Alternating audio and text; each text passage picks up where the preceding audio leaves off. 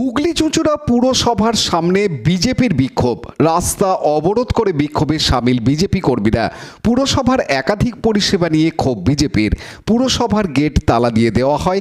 Gate কেন বন্ধ করে রাখা হয়েছে, কেন বিজেপি কর্মীদের ভিতরে ঢুকতে দেওয়া হয়নি, তার প্রতিবাদে রাস্তায় বসে পড়ে বিক্ষোভ শুরু করে বিজেপি কর্মীরা।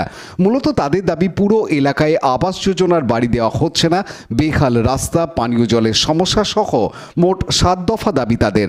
পুলিশ 5 জন বিজেপি কর্মীকে ভিতরে যাওয়ার অনুমতি দেয়, তবে তাদের দাবি গেট খুলে সকলকে পুরসভার ভিতরে প্রবেশ করতে দিতে হবে। পুলিশ তাদের আটকে দিলে পুরসভা গেটের সামনেই বসে বিক্ষোভ দেখায় ও রাস্তা অবরোধ করে। এরপর 7 দফা দাবির স্মারকলিপিটি গেটের সামনে সাঁটিয়ে দিয়ে চলে যায়। যদি আগামী দিনে পুরসভা তাদের দাবি না মানে, তাহলে তারা বড়সড় আন্দোলন করবে। ডেপুটেশন দিতে এসেছি, 7 দফা দাবি, খুব ক্লিয়ার দাবি। রাস্তা কিছুদিন আগে বানিয়েছে, রাস্তা ফাটল ধরে গেছে।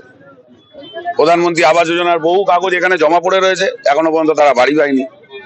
চোখের সামনে একাধিক জায়গায় গাছ কাটা হচ্ছে।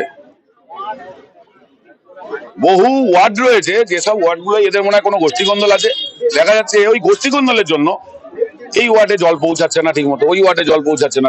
সাধারণ মানুষ কেন সাফার হবে? ওদের গোষ্ঠীকন্দল আছে, গোষ্ঠীকন্দল পৌরসভার ভেতরে মেটাবে না ওই বিধায়কের পার্টি অফিসে মেটাবে, সেটা তাদের ব্যাপার। সাধারণ মানুষ কেন সমস্যার মধ্যে থাকবে? তো স্বাভাবিকভাবে আমরা বেশ কিছু 7 দফা দাবি নিয়ে এসেছিলাম, তাকে স্মারকলিপি দেবো বলে। আমরা আগে থেকে ইন্টিমেশন, আমাদের দেব ইন্টিমেশন দিয়েছিল, আমাদের তপন ইন্টিমেশন দিয়েছিল, মন্ডল সভাপতি ফিজিক্যালি ইন্টিমেশন দিয়ে গেছে ওনাকে। উনি নিজে সময় দিয়েছে, আমরা সেই সময় এসেছি। আপনারা দেখলেন না, আমরা গ্রিলে হাত দিয়েছি না, কোনো ধস্তাধস্তি করেছি, কোনো কিচ্ছু করিনি। আমরা আমাদের দাবি আমরা রাখতে চেয়েছি, সেটা উনি দিচ্ছে না। আজও আমরা দেখলাম এইরকম একটা পৌরসভার পৌরবিদাকে, উনি আমাদের দাবি নিতে চাইছে না। বাধ্য হয়ে আমরা ওই দেওয়ালে সাঁটানো ছাড়া আমাদের কোনো উপায় ছিল না। এবং পুলিশ তো সক্রিয় ভূমিকা পালন করছে। আমরা কিছুক্ষণের জন্য ভুলেই গেছিলাম যে এনারা পুলিশ।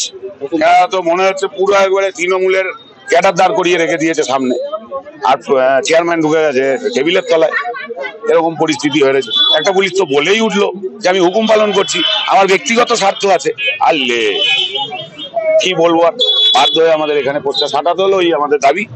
আমরা আশা রাখি পৌরসভার যিনি চেয়ারম্যান আছে তিনি এই দাবি আমাদের দেখবে, আর যদিও না দেখতে পায়, পুলিশ প্রশাসনের কাছে আবেদন রাখবো যেন ওনাকে যত্ন সহকারে দেখিয়ে দেওয়া হয় যে আমাদের কি দাবি রয়েছে।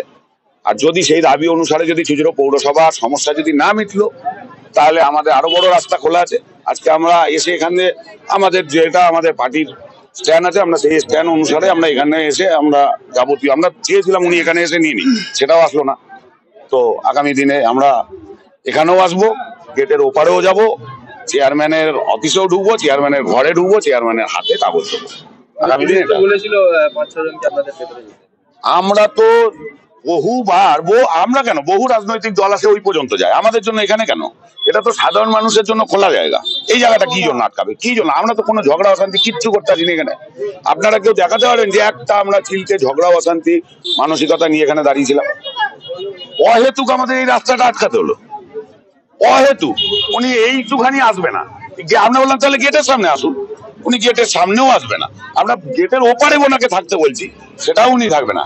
উনি এখন টেবিলের তলায় ব্যস্ত।